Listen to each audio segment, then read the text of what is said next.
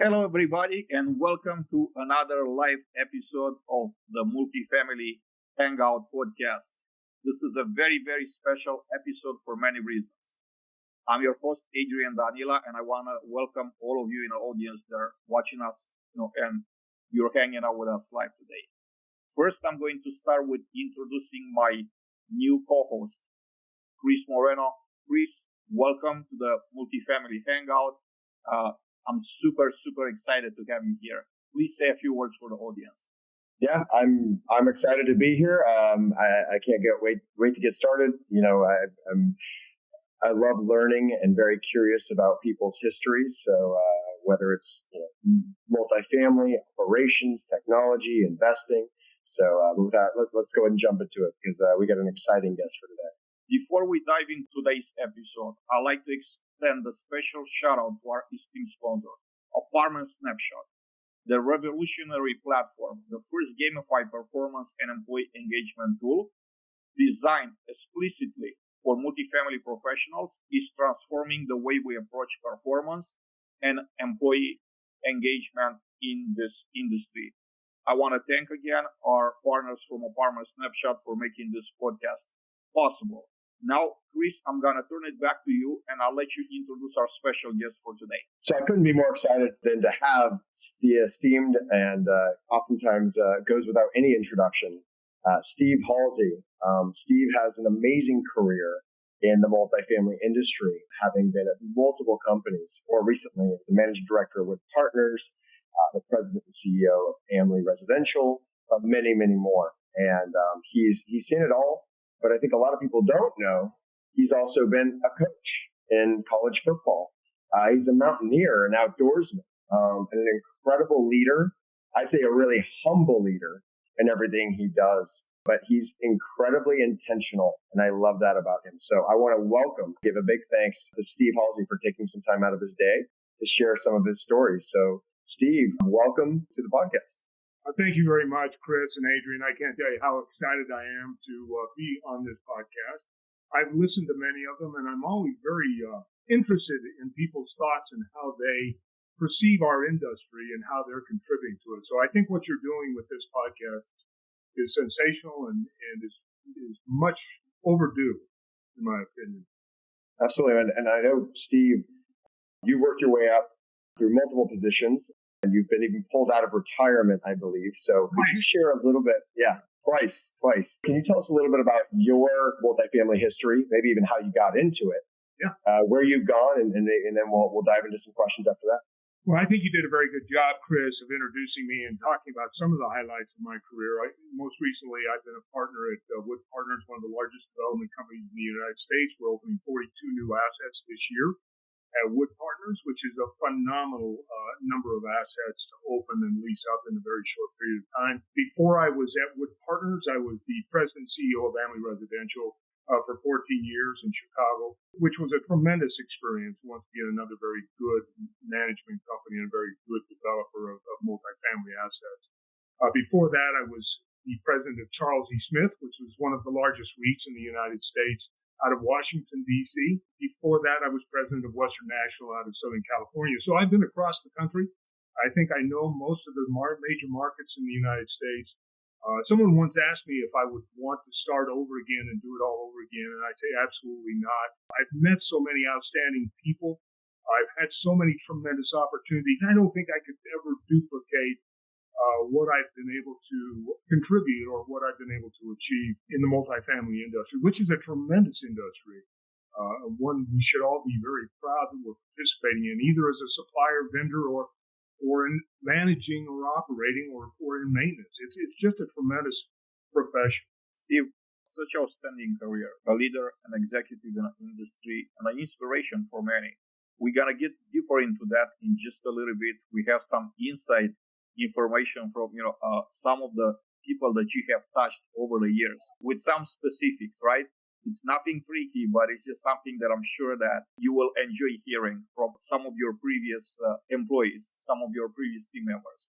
But first of all, I wanted to ask you, would you share with us some of the most important lessons you've learned from your leadership journey? Most of the lessons I've learned have come the hard way. I've made a lot of mistakes. I started in this business right out of coaching college football at the University of Utah. I didn't know a lot about business. So a lot of the mistakes I made were life lessons to me. And the number one lesson that I've learned, and I think Chris mentioned it at the very beginning, is humility and being humble. I think that's the number one trait or the number one characteristics of a leader. I don't know if that makes him a good leader, but I think it's important as a leader. And I learned this while I was coaching college football. I came home one night and my wife sat me down at the kitchen table and she says, "This has been fun. It's been real fun, but I no longer want to be a part of it." And she wanted to divorce me. And I asked why. And she says, "You're not the same person that I married, and you've lost some of that personal touch, that humility." And so that night we sat down and she listed all the things, a mile long of the things that I need to improve on. I listed a couple of things that she might do a little bit better.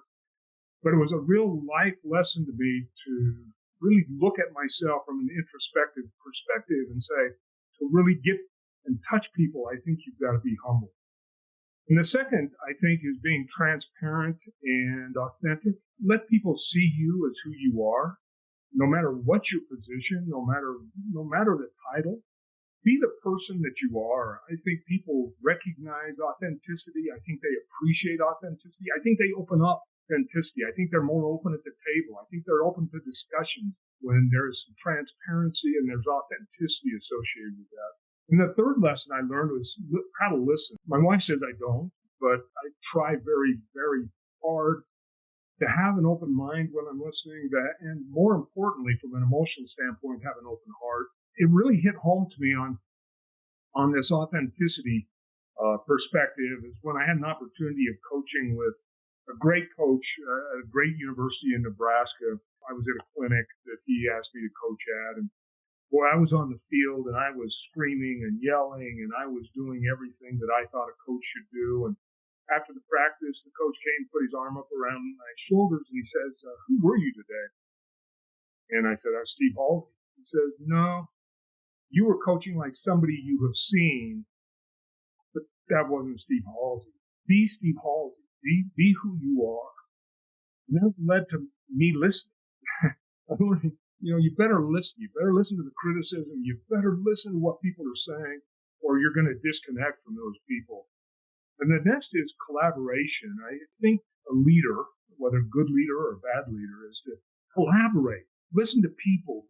Give everybody a seat at the table so that their voices are being heard and that they feel like they're contributing to the process. And the next lesson is communication. The Harvard Business Review says that the ability to communicate effectively, getting your message across clearly and concisely, is more important than an education, and it's more important than your experience if you want to move up the chain. And the ability of learning how to communicate has always been a focus of mine. The people that I've associated with, I've really tried to promote that ability to communicate. I would say the next element that I've learned, once again, I took away from coaching, and that's the ability to motivate people to do their very best. I had an opportunity, once again, coaching with one of the greatest coaches of all time in a postseason game, and we were sitting at a dinner table. I said, "Coach, you've won a national championship in every decade you've coached." I said, "How have you done that? How have you been able to motivate these young minds, these young people to do it every year?" And he goes, "You can talk about money, and that'll last till they spend it. You can talk about trophies and awards, and that'll last till they get dusty." He said, "The only way you can truly motivate people is to teach them how they fit in.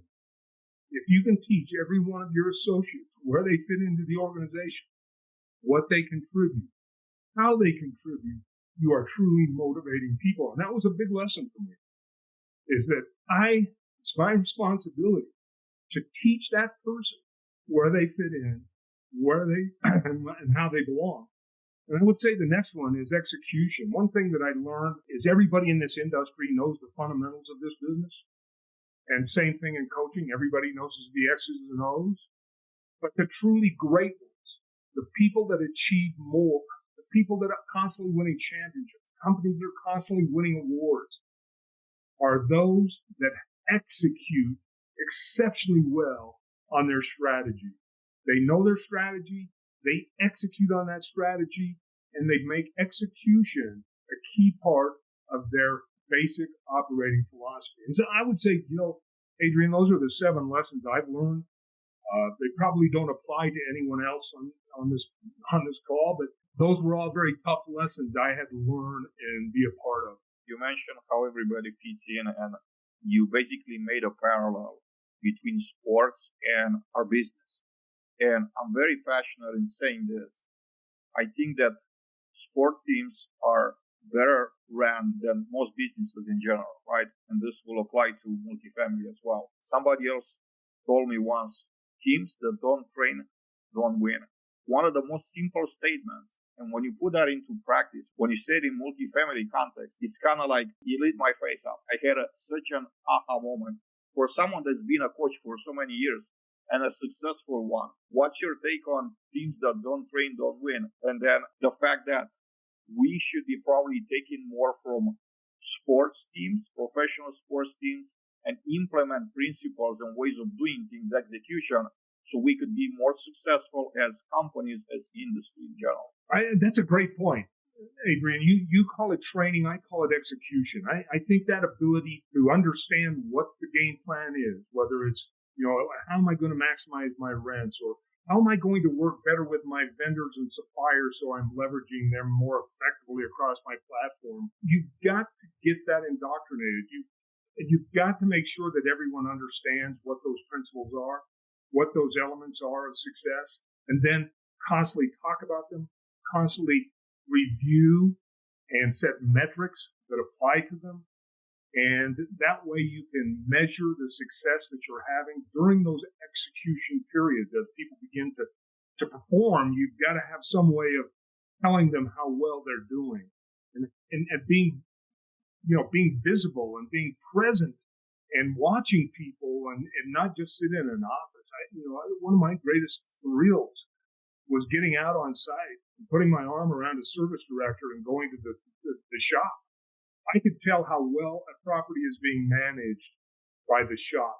And it is one of the things that I would hit first when I would visit a property is the maintenance shop, and put my arm around that service director and the service team and see what they're doing. And that's the training. That's the execution. Everything that you say, is it being done? So, Adrian, I think you're spot on. I don't think we spend enough time looking at the metrics, looking at people's performance on site. It's powerful. Awesome. I mean, some of these are hitting home, and I've seen you in action, Steve. You're a man of doing what you say you're going to do, and being there in person. And it's amazing to see you fly across the country and make things execute on your plan. I'd love to hear, because these things you're sharing, oftentimes you learn from someone else, right? We learn from other people, we integrate them into our lifestyles. So could you share some of the people, maybe from the multifamily industry, but also from coaching? Are there some specific people who maybe stood out to you that you want to call out, and maybe how they made an impact on your career or how they mentored you? I don't think we have enough time on this call. Some of the people I've learned the most from are the people on site. As I've sat down, after every visit, I always sit down and I have what is called a debrief meeting, where I share my thoughts of what I've seen, share my thoughts of the execution, and then have them give me a synopsis of how well they think they're doing. I've learned some of my biggest lessons from the assistant managers and on-site managers and the service directors. But I would say there's a person, three people in my life that have really made a huge difference. And Alan Sweet would be one of them, partner at Amway, just one of the real phenomenal individuals. He taught me critical thinking and really looking at things from a more global perspective, and understanding that every decision that you make has unintended consequences, and your ability to anticipate those unintended consequences and having a plan around it is so critical. And I had no perspective of that until, I got to spend 14 years with Alan, and And what a tremendous opportunity. He's maybe the smartest man I've ever met. Just a ton of life lessons. I would say number two is Spence Clark, who got me out of coaching. I took him over some T-shirts one day because I recruited his son who played for the Miami Dolphins. And he said, Steve, how much do you make? And I said, I make X. And he says, how would you like to make 3 times X?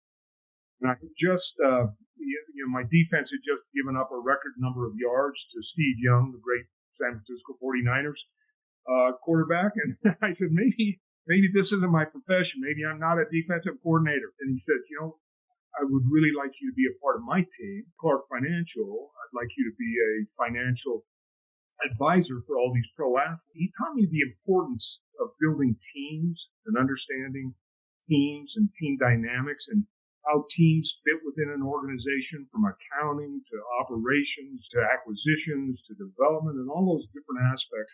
And I owe him a tremendous amount. But I think the third or the biggest influence in my life is my wife, Debbie, after 50 years of marriage. I often tell people that we had 2 children, but she raised 3. I was the biggest challenge of the people she raised. I would say those 3 people. I understand how deep this could go. My wife is on my, on top of my list when it comes to people that have influenced me. So I totally, completely resonate with you on that. Deeply resonate. I do want to go on lessons that I've learned about you, not from you directly, but from individuals that were professionals that were part of my team. Yesterday, I happened to have a conversation with one of your team members, previous, right? He said, I had a CEO. There was a CEO that I had, the only CEO that I've seen, that would visit every single property in a portfolio twice a year. And he will take a notepad and he will take notes. He will do exterior inspections. He will check out the maintenance shop. He will do all of that. And then he will come back 6 months later, and based on the notes he took the last time, he would check on the progress. He found that important, like that activity, that important, that him as a CEO took the time to walk and go through that exercise twice a year and do follow-ups in person, not just sending someone. And I said, wow, that's amazing. And he said to me, by the way, do you know who that was? And he mentioned your name. How important is for an executive that's, the very top person in an organization to be connected at the ground level? You mentioned the maintenance shops. This is where everything's at, right? If you don't have a clean, organized maintenance shop, you don't have game in property management at the site level. That's so important. And then when I think about it, I ask myself, how many leaders are doing that throughout their career to actually take the time and go check out the maintenance shop? And what is that story? What story does that maintenance shop tells them? The message that I want to ask you to share with us here is, how important was that exercise to take time out of your extremely busy schedule and go and physically inspect and take notes on exteriors, on a general appearance of properties, physical appearances twice a year? I didn't have a more important job, Adrian. That was my job. There wasn't anything more important. And to carve out those, 4 weeks a year in the spring, we called it opening the properties. The winter's over. Let's get them ready. Let's get them open. Let's get them show ready for the big leasing surge. And then we would do capital tours in August and September. And those 2 months that I dedicated to traveling all over the United States doing that wasn't an obligation. That was my duty and responsibility. And the thing I wanted to do is I wanted to know everyone's name on site. I wanted to know something personal about each person so that I could communicate with them one-on-one, so that they would open up to me and share what they were learning and share what they were experiencing. Because sometimes we make decisions in a white box in Chicago or Washington, D.C. or wherever that's going to be, and we make those decisions, but we don't understand what the ramifications are all the way down through the company, from the housekeeper to the accounting individuals, which is another huge heartbeat of a company, the accounting. I love those people. There's just nothing more important than knowing everyone by name and visiting them and sitting down with them and talking about how decisions that I was making may be positively impacting them or negatively impacting them. And I couldn't get that from the vice presidents or the SVPs or the EVPs. I needed to hear it myself. And by knowing everyone's name, they were more open and willing to share with me the good and the bad. One of the things that you need to learn when you are leading an organization that 50% of the people are going to like you and 50% aren't going to like you, and you need to listen to both sides. Because if you don't, then you're not going to do well, and your company's not going to achieve what it possibly could. And we've achieved some pretty sizable things at the organization. You express what that meant to you, that involvement, that one-on-one contact. I could tell you one thing. I've been, an employee for 20 plus years, and I know thousands of others that have been employees. What that means to them, it's everything. And thank you for doing that. I hope that other leaders and executives are watching this conversation and they will be inspired to follow your footsteps, because this is what the employees are looking for, the teammates, for someone to feel like it's in their corner. So I want to thank you for that. It was once again, it was a lesson. I don't think mentors are mandatory, but if you're going to be a high achiever, they are a must. And for people to just go through without getting a mentor to help and encourage and listen, mentors aren't there to just give you the answers. They're there to listen to your strategy. They're there to refine the thought process. They're there to help you articulate what you believe. And if you can articulate that to your mentor, just think how impactful you would be to your employees or your associates. I don't think a mentor is mandatory, but if you're going to be a high achiever, they are a must. And I would seek out someone that you trust, someone you can be open with, someone that you can articulate what you want to achieve. A good mentor will listen, and they will critique, and they will help. I can't tell you how much I appreciate the mentors in my life. That's awesome that you're sharing this, because obviously you've been a massive mentor to me, Steve, from meeting up and being a resource at our early company, but also at events. And I think the many people that you have helped to mentor. And I learned about Tara's, mentorship and networking group when you helped her out. I think about, the people that you've helped in their careers, right? As you've gone and been at different teams and different companies. And it really hit home with you talked about with your wife, with Debbie, and how important Carlisle is to me. And you've been able to meet Carlisle and share some stories with her, which is great. Beyond, the life lessons from sports, life lessons from business, and then your family life, right? How important that is. I'm curious because I'm here at NMHC right now in San Diego, and so I've got the headphones on. I know you've served in a lot of leadership roles within organizations, but within industries as well. Would you mind sharing a little bit, maybe from your time, the significance of getting involved in an MAC and why that's not just important for maybe CEOs, but maybe why it's important for other people who want to be a leader, why they need to get involved in an MHC or NAA, and even passing the torch to other people through, beyond their companies? Well, I was one of the original members of NMHC when we brought Doug Bibby in, and I was at Western National in California at that time. And everyone needs to understand how old I am. I'm really an old guy. I used to, when I was a young college football coach, I was the 10th youngest defensive coordinator in the country at the University of Utah at the time. And man, I'd go in some of these rooms and I'd say, man, I wish I had some gray hair so people would think that I was, had some wisdom or something to share. And now that I've got gray hair, everyone goes, oh, he's too old. He doesn't know anything. And they don't listen anyway. But I think being part of NMHC or NAA is so important. It's sharing ideas and sharing what you know, what you're seeing, your thoughts on the economy, your thoughts on the industry, your thoughts on cap rates, your thoughts on this, your thoughts on that. I've always found it intriguing. And I've tried to meet with as many people as I possibly can every meeting, whether it's NAA or NMHC, to do that. And it's really being a part of an advocacy group of trying to get things accomplished in our industry that need to be shared and need focus. And that's another. And then just the network, just the wonderful people at those events, and the number of people that I've had an opportunity of meeting. And and being a part of. It's important of giving back and selecting those events to go to. I wish there were more, but it's like a meeting. Nobody wants to come to my meetings because they're eating their time, but I find them to be very rewarding and very, very important. One other thing that I picked up from a conversation, and I asked you this question a week ago when we met on Tara's mentors group, was that the same individual, the same, probably he wouldn't mind, me saying his name. I hope he's with us now. It's Jason Hernandez. So Jason told me a story. He said, this was like about a year ago. We worked together with two different companies, and he said to me, if you want to have extraordinary guests on a podcast, you have to invite Steve.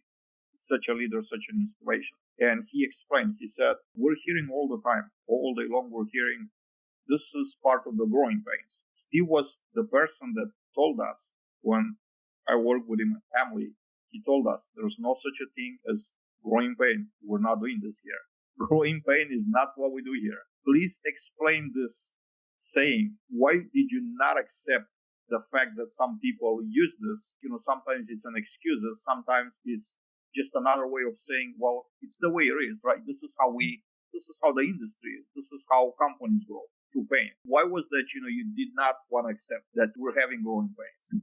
Because it showed a weakness of planning and strategy. I don't care if your strategy is in its infancy stage and you're working towards getting to the execution stage and the performance stage. Growing pains means you haven't planned. I haven't planned. I haven't shared my strategy enough. I haven't given you the tools or the resources to get the job done, which I think is important too. That's part of my job, is to get you the resources. Let's not say it's growing pains. Let's say we better plan better. We better understand the unintended consequences, and we better be prepared to mend and change when things begin to change. It's not growing pains. He used to say this to everyone. What do we sell in multifamily? We don't sell shirts. We don't sell pants, which can sit in inventory forever until you sell them. We sell time, and time is precious. If a unit sits vacant for days, that's $125 in some situations that you're giving up. So we don't have time for growing pains in this industry. We need to make sure that we're addressing things through a strategy, through proper planning, and making sure that we're trying to execute. I don't mind if you say, "Hey, we're trying to execute, and we're working very hard on getting the strategy or the plan across the finish line," because I think it was a reflection on me as the CEO and president. If we got growing pains, I haven't shared the strategy enough. I haven't thought carefully enough about resources, and I haven't thought carefully enough about who we're hiring and how we're hiring and all those kinds of things all tie into that. And I didn't like that excuse, Adrian. I love that, Steve. They say like proper practice prevents poor execution, right? And so having those processes, those motions, and thinking about sports, and how they tie into business, how they tie into life, and something I've learned about you, and I love that you share it now a lot online, is that you're an avid outdoorsman. You're an avid mountain climber. And so I'm kind of curious how you think about balancing, and maybe some advice for people. How do you balance work? How do you balance work, your family, and then how do you balance play? How do you think about those things? I don't do anything outside of work that doesn't involve my family. Whether it's my granddaughter and I had an opportunity of climbing Mount Timpanogos, which is an extremely difficult mountain here in Utah. Doing that with her was just such a great experience. We did almost 4,000 vertical feet in a day.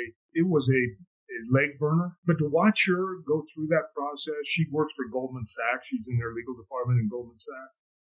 And to watch how she stretched outside her comfort zone and really put herself out there was just such a treat to me. And I try to incorporate people that I know, that I want to get to know better, either learn more from them or with family. For example, I love going, like Goldie Bartlett with Rangewater, a senior managing director, has the same passion and love for hiking and climbing that I do. And we share some great strategies. We share a ton of information when we're doing it. So I try to mix that with my passion and John Conley, who I just climbed Mount Washington with in New Hampshire, and I'm going to be doing Mount Monroe with him in July of this year. It gives me a chance to enjoy what I'm doing while incorporating things and having my family there. Debbie will be in New Hampshire. She won't climb with me. She'll hike with me sometimes, but she won't climb. It's all about involving and finding ways of incorporating those things that you love while still learning. I'm a strong advocate of learning. I don't think you can read enough. I don't think you can talk to people enough. I don't think you can network enough. That's part of it, is combining it all. I never do anything without family being present. And, I've been blessed with two beautiful children and grandchildren. And it's great to be able to share that passion and love with them and watch them grow. That's my thrill, is, boy, that seeing Camden's face when she summited Mount Timpanogos was off the charts. That's amazing. I love that. And I can't wait for my kids to experience that. Well, I've invited you up to Blue Ridge to do the the Ben McKay there, Chris. You just got to take me up on it. Let's do it. We're starting to do those adventures with the kids, so we'll definitely bring them up there. Beautiful, beautiful country. Steve, I want to switch gears a little bit and go to an area that all of us are passionate about here, technology. I want to start by asking you, how do you see technology evolving and impacting the future of property management? This is kind of the future. And then I want to go backwards a little bit and just kind of discuss the current landscape. But let's just talk about the future, look into the future. You're asking a guy that started in this industry with ledger cards and written work orders. Marketing to us was hanging balloons out on the gate on Saturday and making sure that your yellow page ad was good. So I've been able to watch the evolution and participate in it a great deal during my career. And it's been amazing to me to see the void that has, we had a huge void in technology for a long, long time. The Big Four got involved from a management software perspective, kind of helped us over that hump. And now there's so many smart and bright individuals that are looking at this industry and saying, there's better ways of doing your CRM. There's better ways of doing your videos. There's great ways to do self-tours. There's all of this technology. And creating websites is even now a huge science and a huge technology sector that is just growing by leaps and bounds. And I worked with Chris. I had an idea almost 9 years ago with package delivery. We were having all kinds of problems with package delivery. Lockers were okay, but I had an adequate number of lockers in July, but I didn't have enough in December when all packages started coming in for Christmas. So I went with Chris and Mark with Luxor, and I said, could we create some sort of room that we can organize and build and have it as a package room, a Luxor package? And they didn't say, hey, oh no, we don't want to try that. They said, absolutely, let's get after it. Let's see how we can do it. And the creation of the package rooms was a huge game changer for us early. I know things have kind of evolved now, but I think smart people are really looking at the industry. How can we change it? One of the things that we looked at Amly 20 years ago was, how can we make the office smart? How can we make the office experience and the customer service smart? Why do we have to be behind a desk and typing on these big monolithic computer things? Why can't we have like a pad that we're walking around with? And so we went to several, and they said, yes, let's try that. Let's make the smart office concept. And now I don't see too many people sitting around computers anymore unless they're in their office. Really getting people thinking about the industry, moving forward. I don't know what impact AI is going to have, but I'm watching it closely. I'm trying to look at how technology is going to help with, as we move into this arena of cutting expenses and consolidating work tasks and all of those kinds of things. The only problem I see with technology that I've learned over the years is that You should never look at technology as being a time saver or a cost saver. It doesn't equate that way, and it doesn't work that way. It has to be something that is being felt and is being experienced by the customer, by that resident. If you can build your technology package around that idea, how does this impact not the company, not our people? How does this impact the resident? I think you can build a tech package that is going to be robust, thoughtful, and something that's you're going to be able to use and not be a disruptive. Technology can't be disruptive. When you're running 100,000 units or you're running 25,000 units, technology can't be a disruptor. It's got to integrate, and it's got to integrate well, and it's got to have a practical purpose that impacts the resident, not you, not the bottom line, the resident. And if you keep that in mind, you'll find the best technology packages. That's really cool and a good trip down memory lane. Back years ago when you did come to us, you came up with that idea, your team did, and convinced us. And I think one of the hardest things is cutting out noise, whether you're a CEO, a leader, a founder, right? Because there's so many people who, to your point, can say, hey, you need to build this for us, or you need to build that for us, or you need to do this. And sometimes it's that CEO bias, right? As an employee, you listen to them, or as a founder. And I think the difference, to your point, is what are they willing to pay for? And as a multifamily owner, Exactly. to pay for it, who's got to pay for it? The customer. And the customer has to resonate, so you can't just do those things. So I love that, Steve. And I think a lot about what you hit on earlier with some of these nuggets that you're sharing with everyone. And going to that positive culture. When you think about culture, are there certain things, you talked about execution, over training, spending time with people in real life, but around that culture piece, is there something that really stands out that you've seen, some people who build it? Because I think a lot of times people will talk about culture as something you instill and whatnot. Do you believe it is something you instill, or how do you think about that culture? How do you improve that culture? I'd love to hear about that. I could spend another 7 or 8 hours on this one. I'm a very strong believer in culture. And the way you can find out a company's culture is to ask multiple people what that culture is at that company. And if the answers are all different, there's not a culture. It's a perception, and it's not culture. I've been a very strong believer that culture has to be from the ground up, and that every person in an organization has to say the same words, the same things, if it's really going to be a culture. And so many years ago, after making a huge mistake, I said, you know what, I'm going to put down in writing what I believe culture is. And I'm going to have it put in our education courses. And I'm going to make sure that everyone in the organization has it and they can articulate it verbatim. And so, we put together a little pamphlet that, talks about it, and it specifically outlines culture. What is culture? And how does culture impact the organization? And I think it's got to be written. It can't be just a feeling. The feeling comes after understanding what every word means in the culture.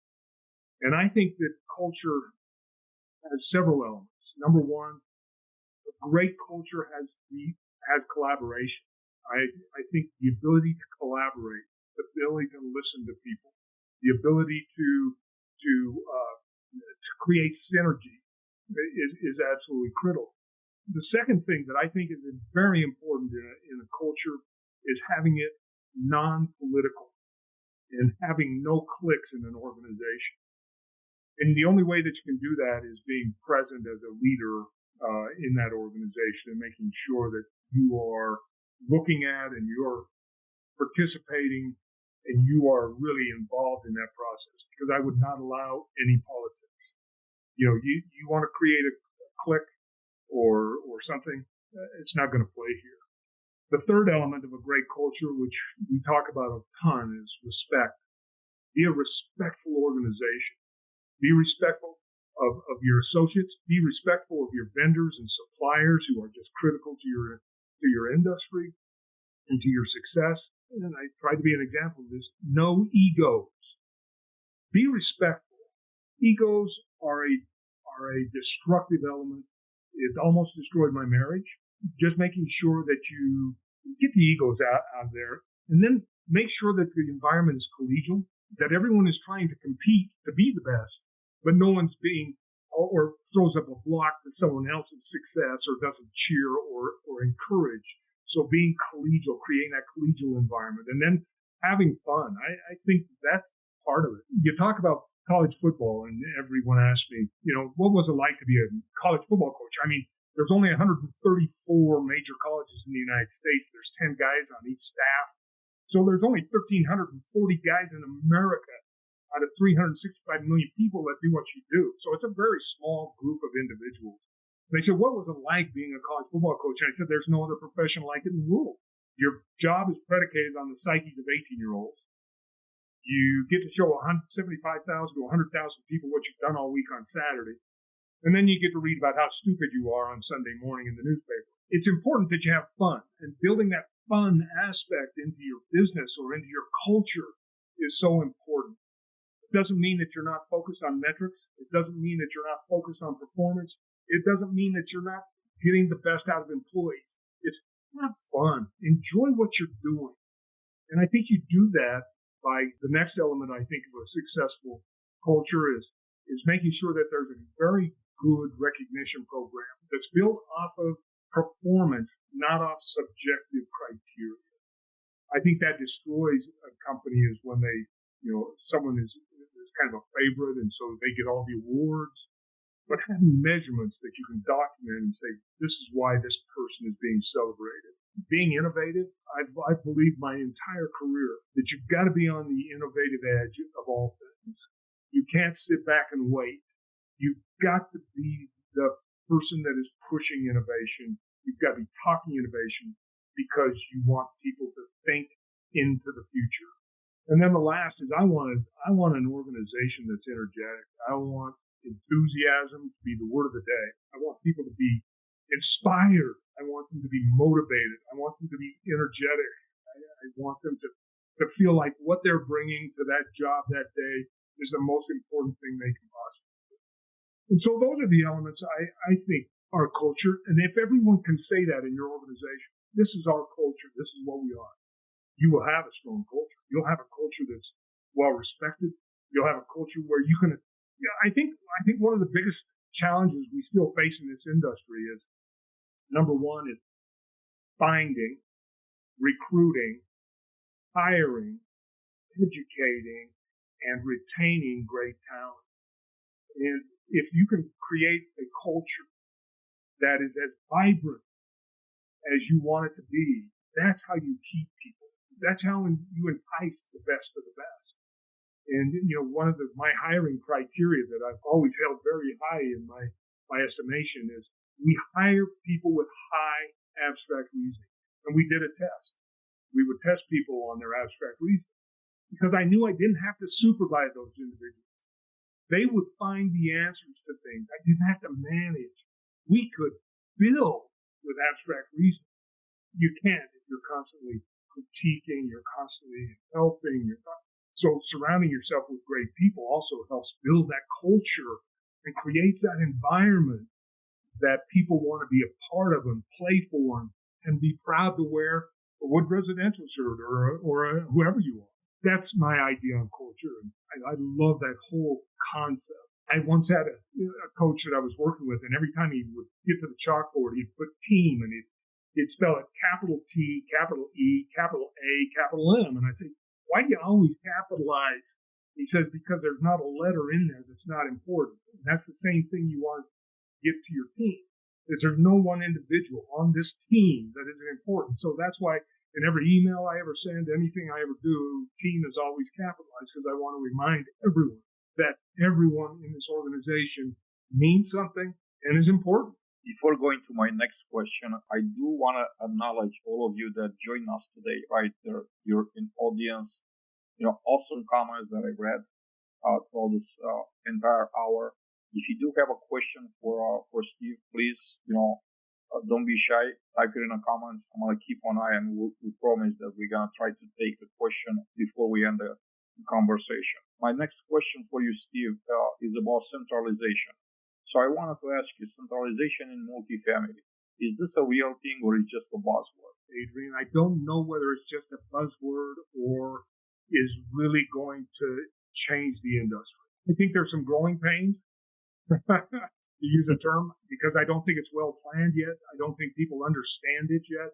I don't think that there's a good strategy. I think everyone is feeling pain right now. But I know someone's going to crack the nut. Someone's going to do it well, and someone's going to feel very good about it. I worry about the customer experience from it. I've always asked people as they called me and asked me my opinions on it. I turn around and say, "What are you doing for the customer?" I can understand how your investors want a good, solid return. I can understand how they're asking you to cut expenses. I can understand that. But are you giving away your lead in revenue? Are you giving away your lead in resident retention? Are you giving away your lead in the Aura score or reputation management? What are you giving up? What's your unintended consequence from this consolidation or, downsizing or however you want to phrase it? I don't know the best way to phrase it yet because I haven't seen it executed exceptionally well yet. So I don't know if it's a buzzword or whether it's sustainable or whether it's just to get us through this crisis of rising expenses. I mean, look at the insurance costs. Insurance costs are going out of sight. And, there's a lot of great companies now that are focused on lowering your insurance costs that you need to pay attention to. I don't know. I don't know whether it's a short-term process, but boy, there's sure a lot of collateral damage that could happen if not done well, not well thought out, not well planned, and not well executed. Yeah, it's interesting, Steve, as you talk about these, the centralization as a buzzword or not. A lot of discussion here at NMHC. We actually had an amazing guest. They always bring out, and it's something you probably put forward, is bringing in amazing guests. They had Peter Diamantis from the X Prize. Yeah. He was going to fly in on his own plane. He decided to just drive down from Santa Monica. What an incredible discussion today. And it kind of like on your topic is like, people don't know. He talked about this bias at the beginning where when Kodak, someone at Kodak showed the board, this is what the digital film is going to look like. And they're like, really, this is a toy.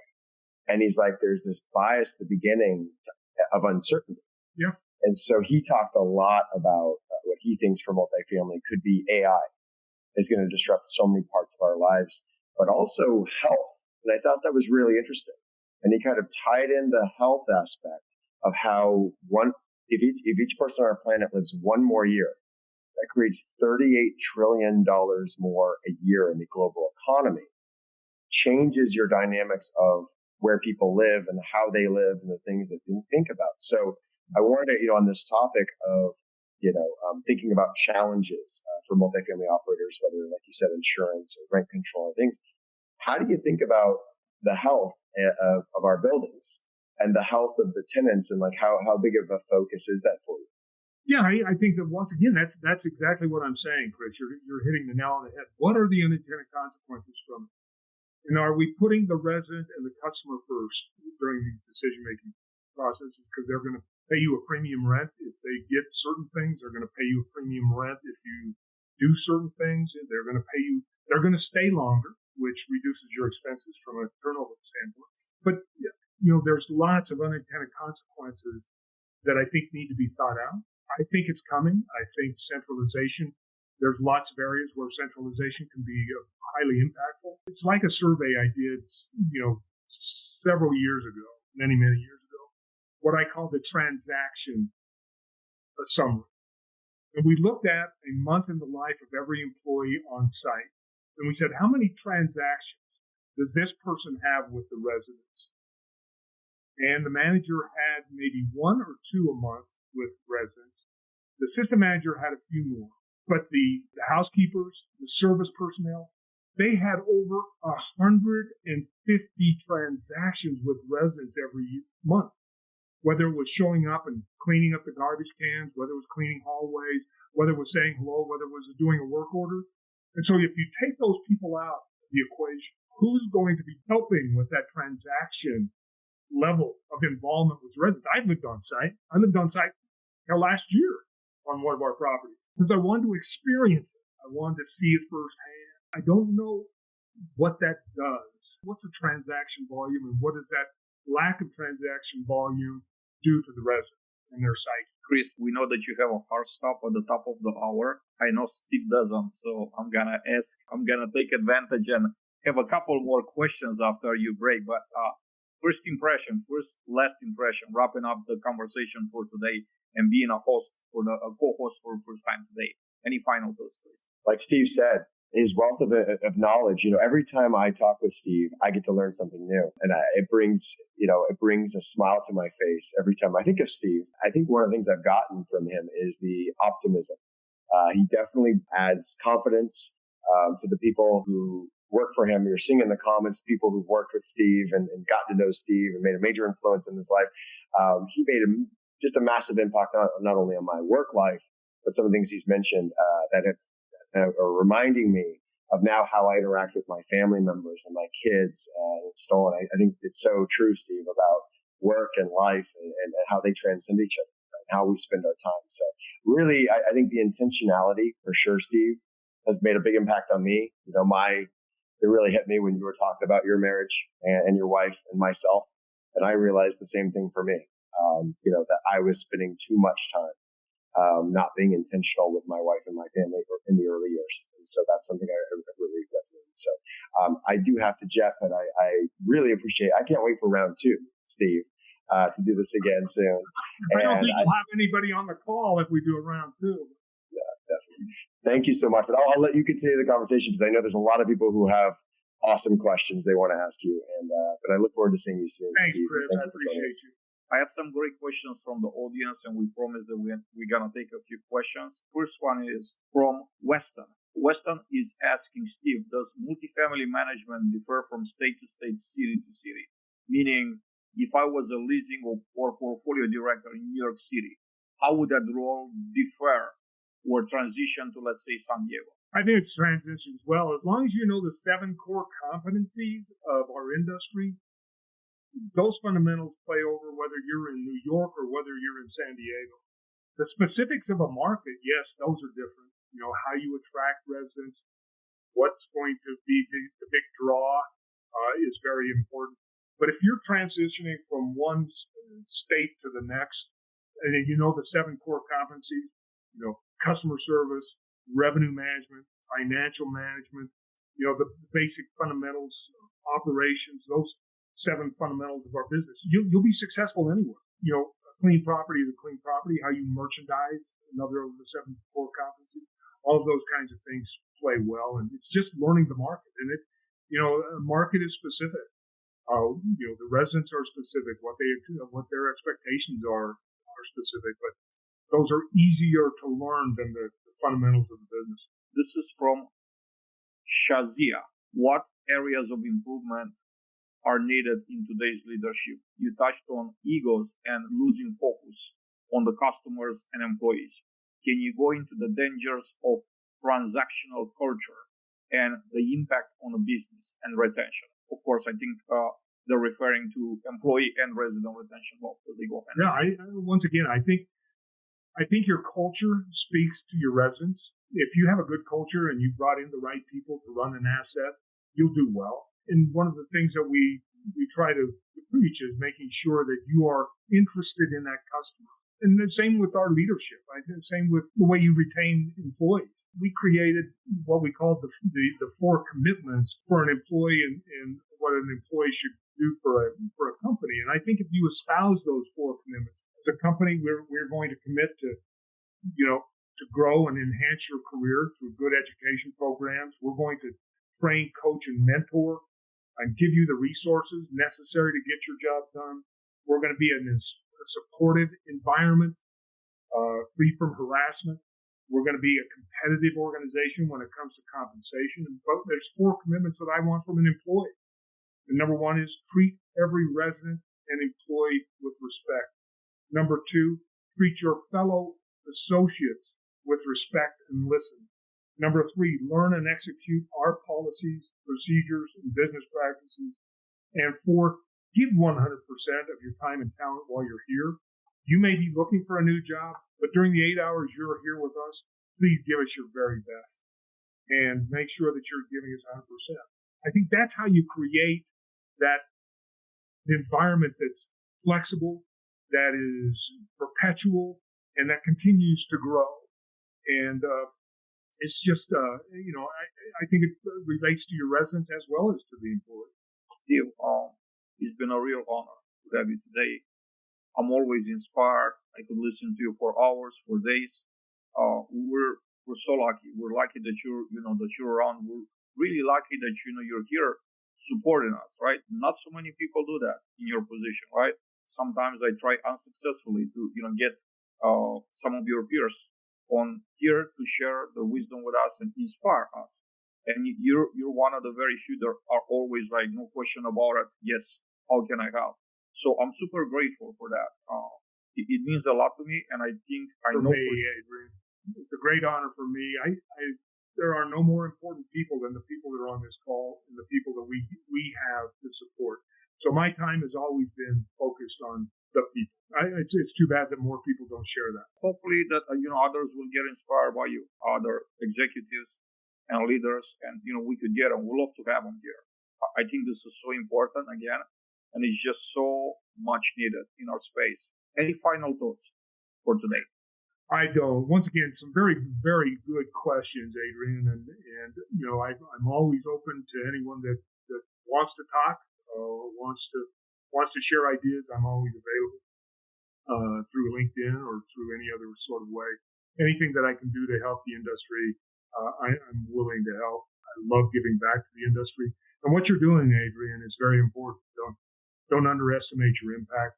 Don't underestimate what you're doing for this industry and what you're doing for people that are interested in the industry and wanting to grow. I can't thank you enough for the invitation. One of the things that I've learned over the years was that, I always expected change, right? I always want to change.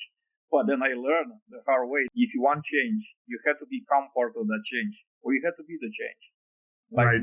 That's one of the most powerful lessons that I learned, again, the hard way. Because for the longest, I've expected and I waited for others. So I hope that this is something helpful for our industry peers, for everybody. I hope we're building a solid platform right here, a place for everybody to have honest conversations, just honest, very transparent conversations, and learn a lot from our guests. Steve, thank you so much again. Huge honor to have you here today. Thank you to all of you that really joined us and stayed even over the top of the hour.